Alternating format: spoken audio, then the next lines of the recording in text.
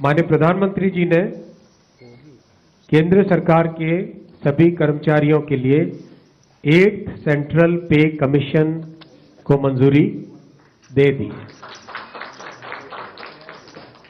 8th central पे commission आप सब जानते हैं 1947 से अब तक 7 पे कमीशन हुए हैं और प्रधानमंत्री जी ने एक रेगुलर रिदम के साथ पे कमीशन बनाने का जो एक संकल्प लिया है उसके हिसाब से 2016 में लास्ट पे कमीशन 7th पे कमीशन स्टार्ट हुआ था, तो 2026 में इसका टर्म कंप्लीट होता है। उससे वेल बिफोर 2025 में 8th पे कमीशन स्टैब्लिश करने से सफिशिएंट टाइम मिलेगा so that the recommendations can be received well before the completion of the period of 7th पे कमीशन। जैसा आप जानते हैं इसमें मैसिव कंसल्टेशन होगा with the state governments, with all the different stakeholders in the central government, in the PSUs, इन सब के साथ डिटेल्ड कंसल्टेशन होगा और चेयरमैन एंड 2 मेंबर्स का भी शीघ्र अपॉइंटमेंट होगा। एक तरीके से ये एक बहुत बड़ा फैसला है जिसमें जो केंद्र के कर्मचारी है और जैसा आप जानते हैं 1 सेंट्रल पे कमीशन कम्स उसके बाद में करीब करीब हर देश के जितने भी ऑर्गेनाइजेशंस हैं वो सब उसी को फॉलो करते हैं। So this is a major decision I would like to share with you. Thank you very much once again, wishing you very happy Sankranti. 8th pay commission is a dream of central employees and some state employees. ये एक तरह का ख्वाब बन चुका है सारे government employees के लिए। लेकिन ये 8th पे कमीशन है क्या?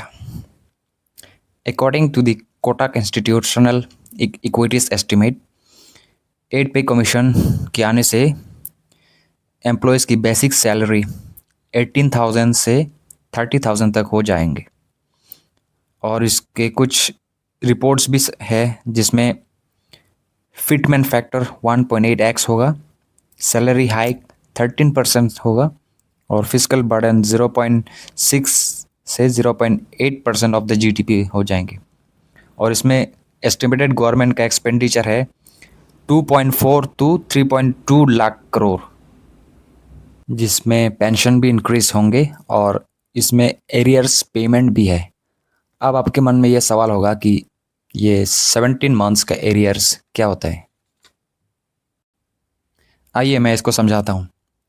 सपोज़ अगर जनवरी 1, 2026 से 8th पे कमीशन का रिवीजन होता है लेकिन इसका इम्प्लीमेंटेशन अप्रैल 2027 में होगा, तो ये जो पूरी 17 मंथ्स की गैप का पेमेंट मिलेगा उससे।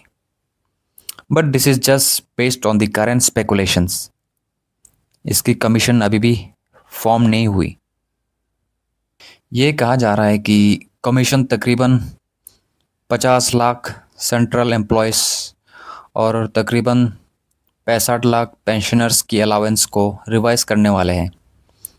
एंड अगेन इसके भी कोई ऑफिशियल टाइमलाइन अभी भी नहीं है।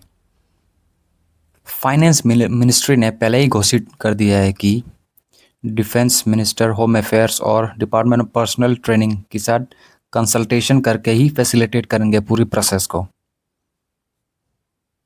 According to the past experiences, ये commission generally every 10 year formed होते हैं। जैसे कि 7th पे कमीशन कॉन्स्टिट्यूट हुए हैं फरवरी 2014 में, लेकिन इसका रिपोर्ट सबमिट हुआ है नवंबर 2015 में। सिमिलरली 6th पे कमीशन भी उसका सिमिलर टाइमलाइन फॉलो किया है, जैसे रिकमेंडेशन उसका इफेक्टिव हुआ है जनवरी 2006 से। सेंट्रल गवर्नमेंट एम्प्लॉयज़ में काफ़ी एक्सपेक्टेशन बढ़ गया है इस 8th पे कमीशन को लेके। 8th pay commission will be closely watched by the employees and the pensioners across the country, which sets the framework for salaries and allowances for the coming years. Many hopes that the process won't be delayed, especially given the rise of cost of living and the inflationary pressures. अभी लोगों की सारी आंखें government की अगली next move पर होगा। तो फिलहाल इतना ही। आशा करता हूँ कि आपको ये वीडियो इन्फॉर्मेटिव लगा हो। अगर लगा हो तो इसको शेयर करिए, लाइक करिए और कमेंट करिए इसके बारे में क्या कहना है। वीडियो में बने रहने के लिए धन्यवाद।